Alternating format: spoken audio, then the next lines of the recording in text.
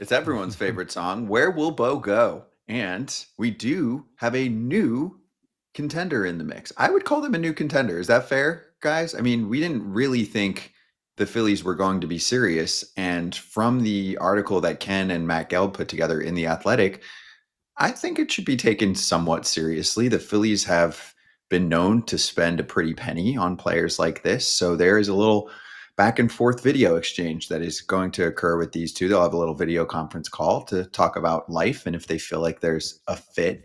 But here's where it gets even more interesting to me, Todd Father. The Phillies Mm. wouldn't just do this and then nothing else. They would have to trade someone like AJ just mentioned. So that's Stott or Bohm, and it's probably Bohm who's entering his free agent year. And then I guess you put Bo at third. Guess what? Bo Bichette has never played third. He's played a little second. He looked really good there, but he's never played third. And then there's the JT Real Muto factor where we're not sure if they're going to bring him back if they end up spending this money on Bo Bichette. The one other thing I'll say is that the Phillies are just about at that luxury tax number. They're already at a certain level of luxury tax, but they're almost at the number where it's 110% of every dollar over. So that means if Bo Bichette is getting paid $30 million next year, it would really be like $70 million in terms of what it costs them.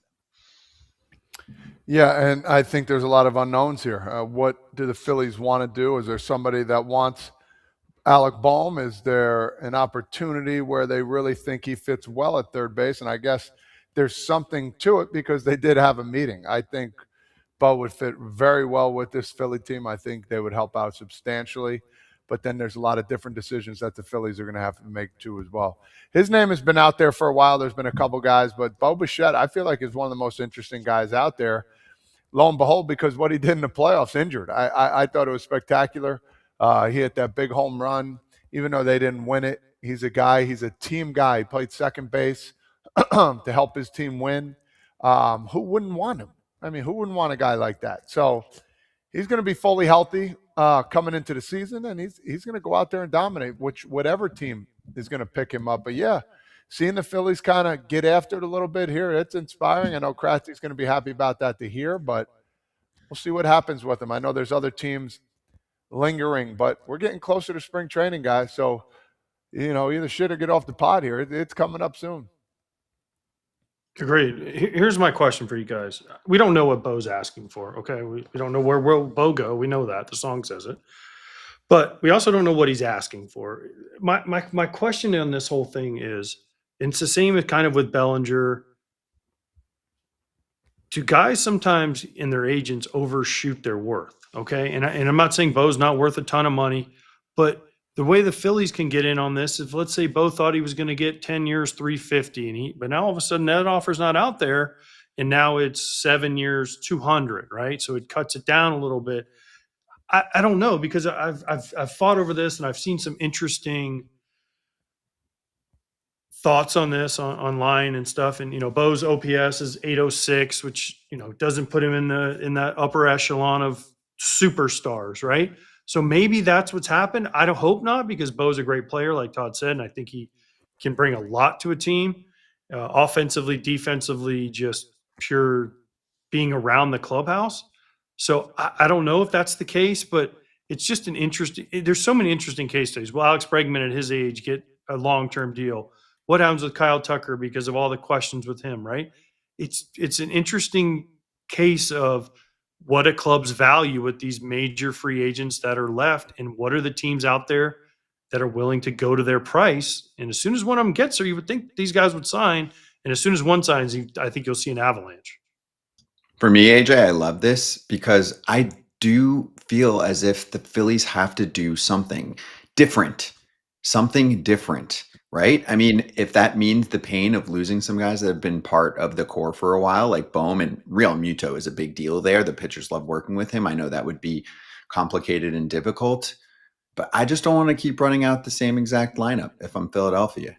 That's me. And I think Bo Bichette would be a huge factor for them, not just during a season where he's almost always a hits leader, but I think he's got the playoff aura, as Kratz They would do say, that though. he always looks for. But what you said, Scott, is true. And people, and not only you and Kratz especially have been calling for this, but Philly fans have been calling for mix it up. Mhm. And that's why Alec Bohm has been such a popular trade target, right? Or trade rumor, I guess would be the right word, right? That's why Brandon Marsh and whoever, they tried to do that when they brought in Bader this year to mix up some things. The Philly fans, especially, and when Kratz is back on next week, you ask them, but they've been kind of clamoring for a mix up because they're Nola's older, Wheeler's older, right? So they went out and got Luzardo. Ranger Suarez probably going to be gone. But you have Sanchez. So they kind of want a changing of the guard, but Turner, Harper, now Schwarber's back. Real Muto might not come back, right? So there's been some different changes, but Philly fans are like, we want to blow this up. This team is still really good.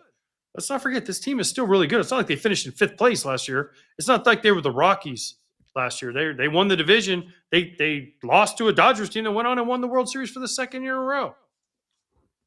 Yeah, I just feel as if the results aren't there when you need them at the playoffs, in the playoffs. So I'm like, baseball's hard, different. Scott. You never played. I know. Todd, tell him baseball's hard. It's I don't hard to give a shit win. if it's hard. It's really hard to win. Why are you going to put the same roster out there every time? They didn't. They've changed it up. They brought in Duran. They brought in Luzardo. They brought in Harrison Bader. It's a different team. It's not the exact same team as it was 2-3 years ago. They brought in little pieces to try, but there's guys you can't get rid of. They weren't going to get rid of Real Muto. They weren't going to get rid of Schwarber. They weren't going to get rid of Harper. They weren't going to get rid of Trey Turner. They have Nola. They have Wheeler. They have these guys, Sanchez, who had a great year for them. They brought in some different pieces to try different things. You can't just blow it all up because Scott Braun wants to. It's really hard to win a World Series.